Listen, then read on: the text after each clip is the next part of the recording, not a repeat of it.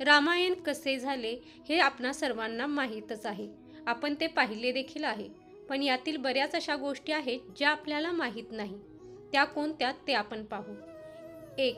वाल्मिकींनी सर्वात पहिल्यांदा रामायण लिहिले होते. नंतर तुलसीदासांनी याचे रूपांतर रामचरितमानसमध्ये केले. 2. सीता जनक राजाची नाही तर भूदेवीची मुलगी होती. ती पृथ्वीवर देवी लक्ष्मीचा अवतार होती. 3. रामायण महर्षी वाल्मिकी यांनी लिहिले असून त्यात एकूण 7 कांड लिहिले आहेत. या 7 कांडामध्ये 500 उपखंड आणि एकूण 24,000 श्लोक आहेत. रामायणात भगवान विष्णूच्या राम अवताराच्या जन्मापासून ते नारायणाच्या रूपात परत येईपर्यंत कथा लिहिली गेली होती. 4. रामायणात लिहिलेल्या 24,000 श्लोकांमध्ये प्रत्येक 1,000 श्लोकांचे पहिले अक्षर घेतल्यास गायत्री मंत्र होतो. 5. रामायणातील सर्व पात्रांव्यतिरिक्त असे एक पात्र देखील होते ज्याचा उल्लेख क्वचितच कोणी केला असेल, आणि ते म्हणजे राजा दशरथची पुत्री, जी रामाची मोठी बहीण होती, जिचे नाव शांता होते आणि तिला रामाची आई कौशल्याने जन्म दिला होता. शांता तिच्या 4 भावांपेक्षा खूप मोठी होती. 6. श्री राम, लक्ष्मण आणि माता सीता यांनी आपला 14 वर्षाचा वनवास ज्या ठिकाणी घालवला ते वन दंडकारण्य म्हणून ओळखले जाते. 35,600 चौरस मैलांमध्ये पसरलेले हे जंगल खूप मोठे होते. 7. भगवान राम विष्णुदेवांचा अवतार होते.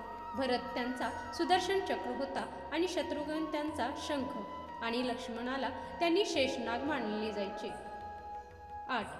लक्ष्मण आपल्या भावाच्या आणि बहिणीच्या सुरक्षेमध्ये एवढे मग्न होते की ते 14 वर्षाच्या वनवासामध्ये एकदाही झोपले नाहीत. झोपेची देवी निद्राने सांगितले की त्यांच्या जागेवर कोणाला तरी दुसऱ्याला झोपावे लागेल, म्हणून लक्ष्मणाची बायको उर्मिला 14 वर्षांपर्यंत झोपली होती. 9. मेघनादाला वरदान मिळाले होते की ज्याने झोपेवर प्रभुत्व मिळवले असेल तोच त्याला हरवू शकतो, म्हणून लक्ष्मण त्याला हरवू शकला. 10. शंकरदेवांना प्रसन्न करण्यासाठी रावणाने स्वतःच आपले शिर कापले होते, पण त्याचे शिर सारखे उगवत होते. त्याप्रकारे त्याने 10 वेळा आपले मुंडके कापले. हेच 10 शिर त्याला शंकरदेवांनी परत केले होते. 11. जेव्हा रावण शंकरदेवांचे दर्शन घेण्यासाठी कैलाश पर्वतावर गेला तेव्हा त्याला नंदीने दरवाजावर थांबवले. त्यावेळी रावणाने त्याची मस्करी केली. त्यामुळे रागात येऊन नंदीने त्याला शाप दिला की त्याच्या राज्याचा नाश एक माकड करेल. हा शाप तेव्हा पूर्ण झाला जेव्हा वानर सेनेने रावणाच्या साम्राज्याचा अंत केला. 12. रामायणात सीतेच्या स्वयंवरात जे धनुष्य उचलण्याची अट घालण्यात आली होती ते महादेवाने बनवलेले पिनाक धनुष्य होते. पिनाक धनुष्य भगवान शिवाने स्वतः बनवले होते. या पिनाक धनुष्याने भगवान शिवाने तडकासूर नावाच्या असुराच्या 3 पुत्रांचा त्यांच्या शेपटासह एकाच बाणाने नाश केला. देवतांच्या कालखंडाच्या शेवटी भगवान शिवाने हे धनुष्य देवराजाला दिले होते. देवराज हा राजा जनकाचा पूर्वज होता. 13. जेव्हा रामसेतू बनवला जात होता तेव्हा एक खारसुद्धा रामसेतू बनवण्यासाठी आपले योगदान देऊ इच्छित होती. तिने जेव्हा 3 छोटे दगड उचलून आणले तेव्हा काही माकडे तिच्यावर हसली. त्यामुळे दुःखी होऊन ती रामाजवळ बसली. तेव्हा श्रीरामांनी तिच्यावरून प्रेमाने हात फिरवला. त्या दिवसांपासून खारीच्या पाठीवर त्या रेषा आहेत. 14.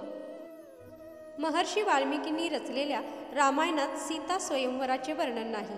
महर्षी वाल्मिकींनी रचलेल्या रामायणानुसार भगवान श्रीराम आणि लक्ष्मण ऋषी विश्वामित्रांसह मिथिलेला पोहोचले.